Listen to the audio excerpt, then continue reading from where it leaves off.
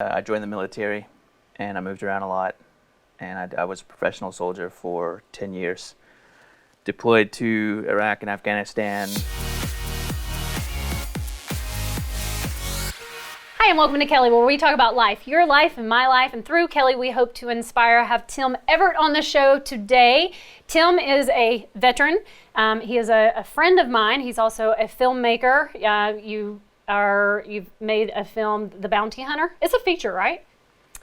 Currently it's a short film that we're putting in festivals, but it was originally written as a feature. Okay.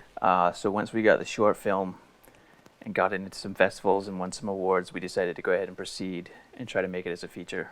You know you have one of my students in your film. I probably do, yeah. Do you know which one it is? Is it Eric Morris? Yes. Love that guy. Well, actually, Eric has recently moved to Alpharetta, so he's not driving out here anymore. He's cheating on me. But yeah, he's studied here for 2 years. I love Eric. So tell me about Bounty Hunter, obviously. So it's a Western, and because it's filmed here in the Southeast, we call it a grits Western instead of a spaghetti Western. And it's, I've always been fascinated with the genre. I bonded with my father through Westerns, with the old Clint Eastwood and John Wayne films. So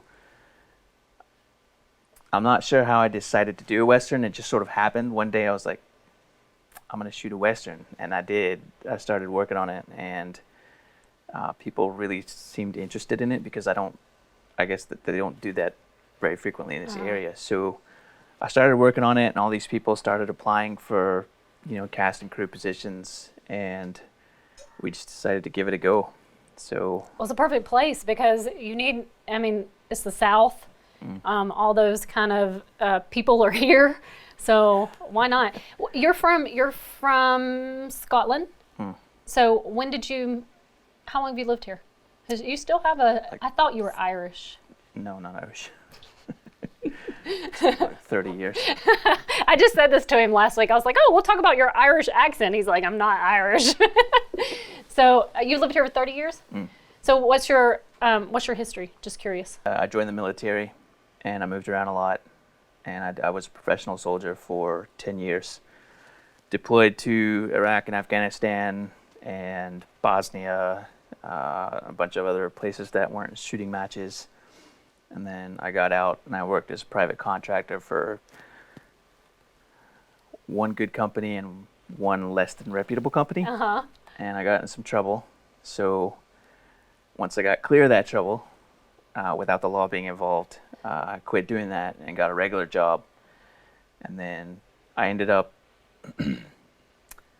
I used to manage this really large video gaming group. We had like 1,000 members all over the world. And one day we decided to start playing paintball, like competitively. Like we would show up to these big, huge scenario games, and we'd never done anything other than play video games together. So we showed up and we won like most valuable team. There were all these teams that play together all the time. Like they practice and they scrimmage and they do all these great things. They have fancy uniforms, fancy guns, and here we are, a bunch of fat gamers, and we accomplished like this really neat thing that nobody had ever done before that I know of. So we did that for a couple of years, and we won like 8 most valuable team awards, and we had several players who won like. You should have done a YouTube channel on that. It's not really. Yes, then you would this is be what we famous. do. We show up and yell at each other on the radio and swear a lot. That's the key to success. Lots of profanity. That's the key to success. So we got bored with doing that, and we decided that we were going to go try something different. So we looked at doing this scenario in England. It's like an airsoft scenario where they rent out this English estate for like the whole day, and the entire town shows up and participates as actors and role players and makeup people. And so we decided, this was like right when crowdfunding came out. So we decided, well, instead of having everybody pay like $1,000 to fly to England, let's run a crowdfunding campaign. And then I started looking through the language of the campaign after it had already started, and it said you can't fund your own personal vacation. So I was like, well, we can't really do this. We're getting in trouble. And everyone kind of agreed. So we decided that we would just make it into a movie. So like, we'll make a movie. Like, that's what we're doing, is we're making a movie in England. So then that didn't work out because nobody wanted to help with it. So I ended up doing it. And I was like, well, I'm not going to spend all this money flying people to England. We just do it here in the States. So that's how I got into filmmaking.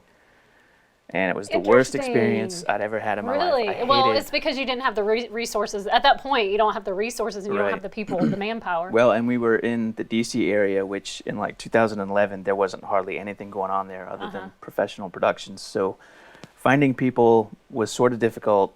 I had a lot of false starts with actors coming in and wanting to do the part and then realizing that they couldn't do it. Right. But we ended up getting it done, and it wasn't very good. I'll still own it, but it wasn't good because I didn't know what I was doing. Right. But the actors were great. They're really talented people, and some of them have gone on to do really big things. Like there's an actress, Eliza Kelly, who's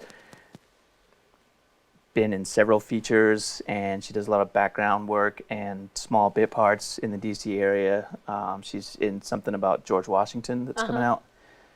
And then I moved to Atlanta, and I didn't want to be here. I hated the state. I hated everything about this place because I'd had such miserable experiences the last few times that I've lived here. And I met this guy, Albert Roberts, and he's this hard-charging veteran guy, and he says, hey, does anybody know how to do this, that, or the other? And I happened to see it. It popped up in my timeline somehow. I don't know how. I was like, yeah, I could do that. I have a little bit of film experience. So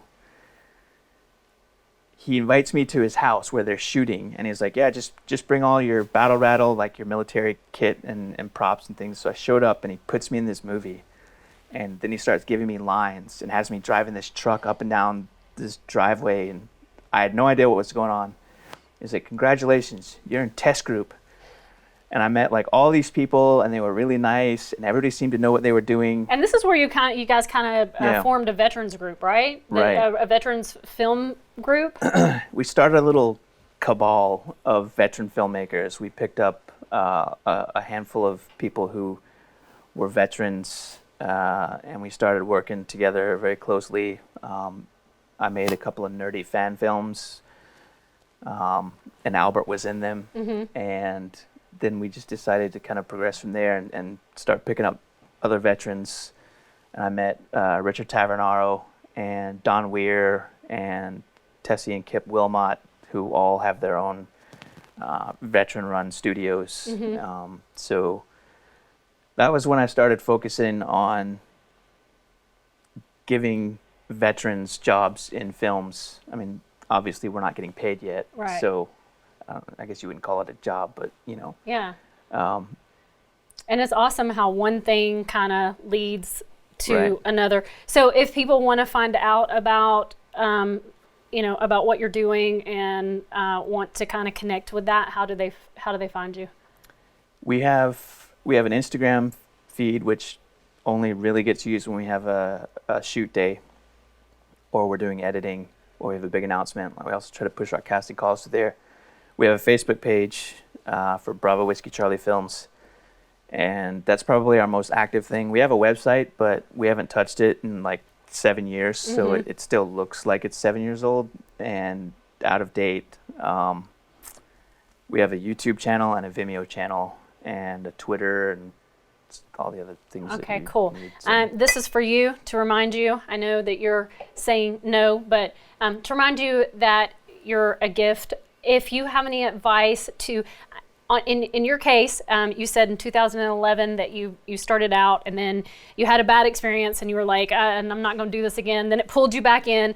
If you had to give yourself any advice from 2011 during that bad experience to get you to where you are now, and I know you're still climbing and you're still growing, but what advice would that be?